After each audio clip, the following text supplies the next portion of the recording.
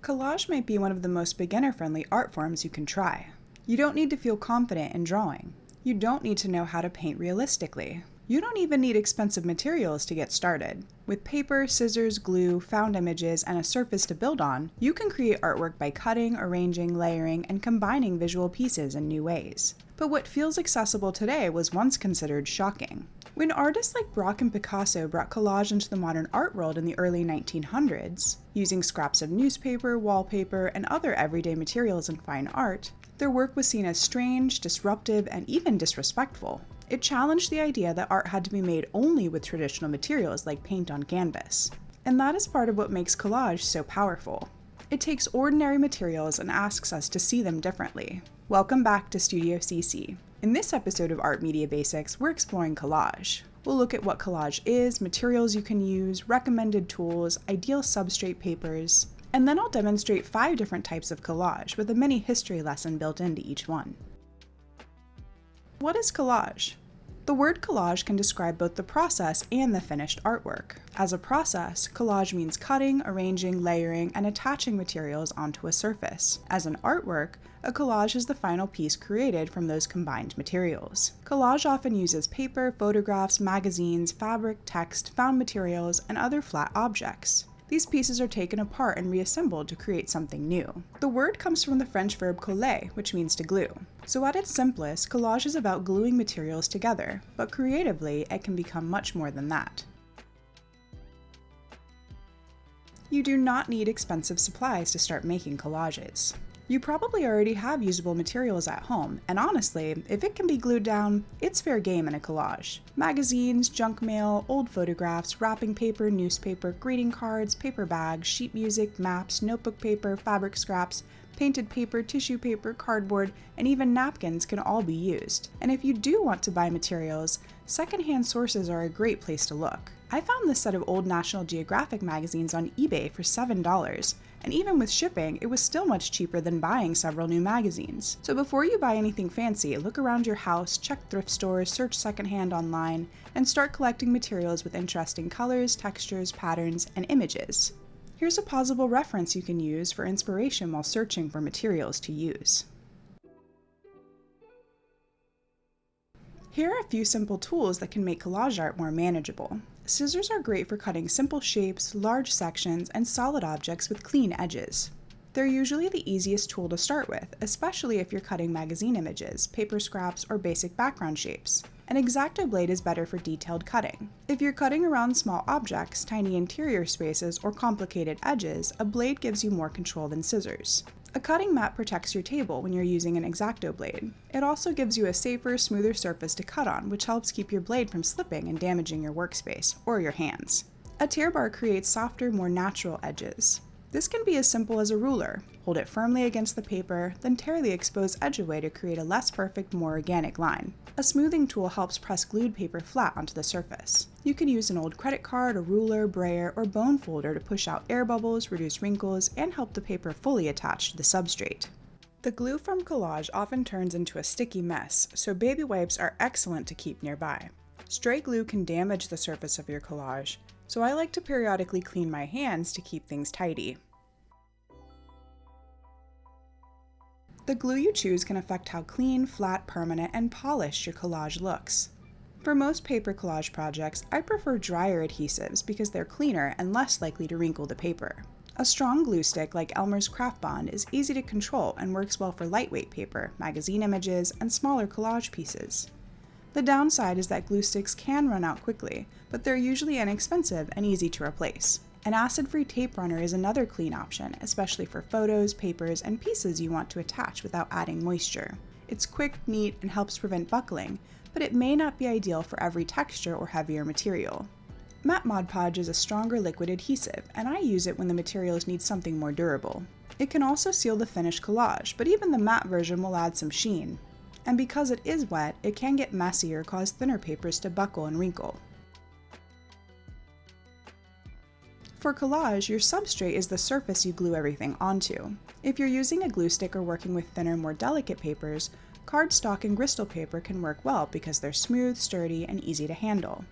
If you're using wetter adhesives like Mod Podge, or if your collage includes heavier materials, thicker texture, or more layering, mixed media paper and watercolor paper are better options. They can handle more moisture and texture without buckling as quickly, which makes them a stronger choice for more layered collage work.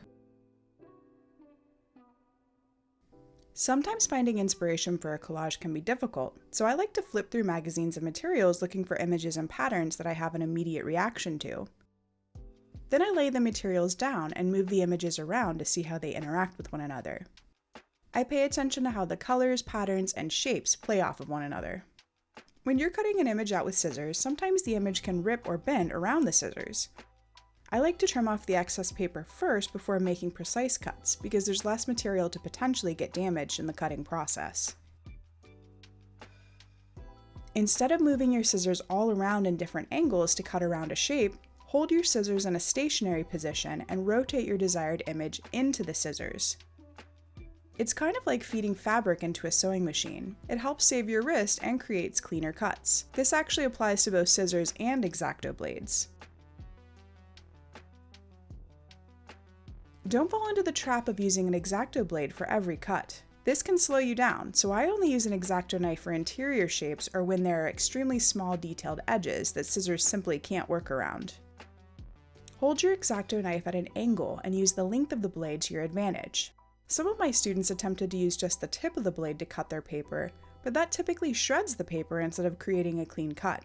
Also, this goes without saying, but keep your hands and fingers away from the path of the blade in case you slip. If you're creating something that has an outline or you want to suggest form, use a layered approach. If I know I'm creating an object inside another object, I like to trace the bottom layer shape and then draw the new shape inside that traced object so I know exactly how much room I have to work with. I think of this approach like Russian nesting dolls. Use a scrap piece of paper to aid in the gluing process. I like to flip my paper over and lay it face down on scrap paper, then apply my glue stick or Mod Podge so I can apply glue all the way up to the edge. This helps ensure that I apply enough glue and protects my artwork from excess glue. Just be sure to place each piece on a clean section of scrap paper, otherwise you'll spread glue everywhere.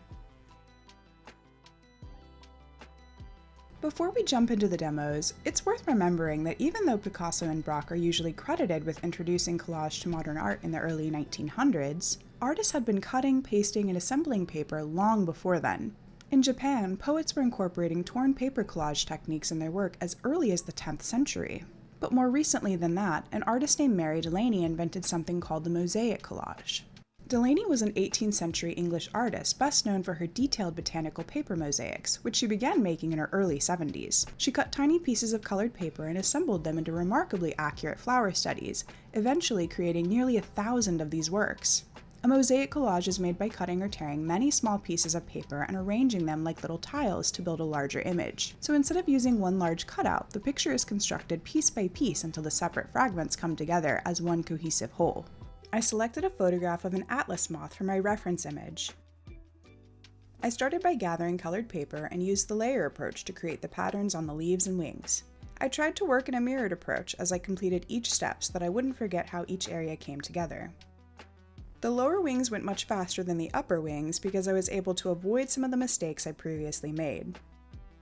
But this collage ended up taking far longer than I imagined it would, so I'm going to create a separate video for this specific collage. Picasso and Braque's papier collé, or pasted paper, brought everyday materials like newspaper, wallpaper, sheet music, and labels into fine art, often combining them with drawing or painting to build fragmented cubist compositions. Braque is often associated with the first papier collé work in 1912, but both artists met daily to collaborate and share ideas. So much so that their work from that time period is almost indistinguishable from one another. Initially, their collages confused and shocked many viewers because it challenged what serious art was supposed to look like. But other modern artists quickly recognized its possibilities and helped push collage forward as a revolutionary art form. I created this collage using some of the same techniques. I started by scavenging my house for everyday materials like newspaper, graphing paper, tissue paper, and brown package paper. I also used a piece of scrapbooking paper that reminded me of wallpaper. I didn't have a plan in mind and tried to let the work evolve naturally rather than by overthinking it, proving that everyday materials can take on new life in an artwork. Hoch was a German Dada artist and one of the major pioneers of photomontage, using cut images and text from mass media to critique popular culture, politics, and expectations placed on women. She began developing the process in the 1920s and continued working until her death in 1978. Photomontage is created by cutting, combining, and rearranging photographic images, often from newspapers, magazines, or printed media, so unrelated pieces come together to form a new, sometimes surprising, jarring, or critical composition. For this collage, I selected an image of the progressive spokeswoman Flo, who was a pop culture icon in the US in the early 2010s. I juxtaposed her image with a mummified ancient Egyptian and several coin advertisements. The collage is a critique of the American insurance system as a whole, where profits over people are valued above all else. The end result is a collage assembled from photographic fragments that feels intentionally assembled rather than traditionally drawn or painted. Henri Matisse was a French modern artist known for his bold use of color, simplified shapes, and expressive compositions. In the 1940s, after a failed operation that hindered his mobility, he began creating his famous cutouts. His process started with painting paper with bright gouache, then cutting that paper into organic and geometric shapes, followed by arranging them into lively compositions, a process often described as painting with scissors. He often chose organic subject matter that reminded him of being outdoors because going outside was difficult for him, and it was his way of remaining close to something that brought him joy. I created this collage inspired by Matisse's cutouts by using bold painted paper, simplified shapes, and a playful arrangement. I chose the subject matter because it reminds me of the tropical environments that I love so much and don't get to visit nearly as often as I'd like. For the final demo, I'm going to create a more contemporary collage. I started this final collage by finding an image that piqued my interest, in this case, a hand holding a smartphone.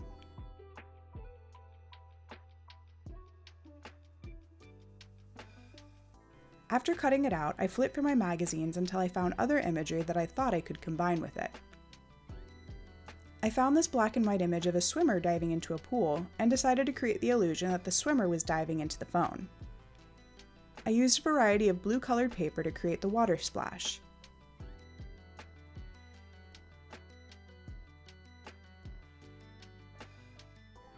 This collage plays with the idea of scale by placing objects next to one another that are mismatched in their sizes.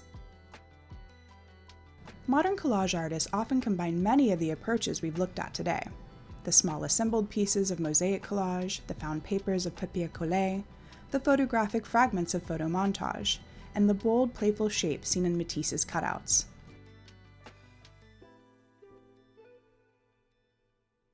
Contemporary collage can be very flexible. It might include magazine images, painted paper, text, photographs, recycled materials, digital prints, or hand-cut shapes, all layered together to create a new image, idea, or visual story.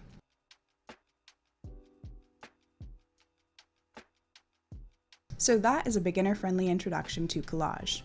We looked at what collage is, the materials you can use, helpful tools, adhesive options, and substrate papers that can support different types of collage work. We also explored several approaches to collage, from Mary Delany's paper mosaics to Picasso and Braque's papier collé, Henri Hoch's photomontage, Matisse's cutouts, and a more contemporary collage that combines multiple techniques. The big idea is that collage is flexible, accessible, and full of possibilities. You can start with simple materials, but still create artwork with history, meaning, texture, and strong visual impact. Your challenge this week is to create a collage using at least 3 of the materials and processes from this video. And in the next episode of Art Media Basics, we'll be exploring India ink, a bold, permanent drawing and painting medium known for rich black values, expressive lines, and dramatic contrast. Thanks for watching, and I'll see you in the next episode of Studio CC.